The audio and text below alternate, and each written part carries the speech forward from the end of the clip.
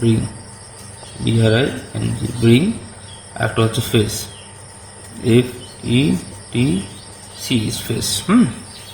Bring. Bring অর্থ হচ্ছে কি, যে আপনি এখানে স্ট্যান্ড হয়ে আসছেন আর এখানে কিন্তু একটা বস্তু আছে, খেয়াল রাখবেন, যেটা ব্রিংয়ের যে ব্যবহারটা, আপনি এটাকে, এটা হচ্ছে এ একটা অবস্থান, এটা হচ্ছে বি একটা অবস্থান। আপনি বি অবস্থানে দাঁড়িয়ে আছেন, আপনি ডিরেক্টলি বি অবস্থান থেকে এই যে বস্তুটাকে, এই বস্তুটাকে আপনি কিন্তু নিয়ে আসতেছেন এই জায়গায়, শুধুমাত্র বি অবস্থান থেকে আপনি নিয়ে আসতেছেন এই জায়গায়। এই ক্ষেত্রে কিন্তু আমরা ব্রিংটা ব্যবহার করতে পারি, ব্রিং। খেয়াল রাখবে, এই ক্ষেত্রে আমরা ব্রিং এভাবে ব্যবহার করতে পারি। খেয়াল রাখবেন যে আপনি কোথা থেকে নিয়ে আসতেছেন, সেক্ষেত্রে ব্রিং এই ভাবটি ব্যবহার করা যায়।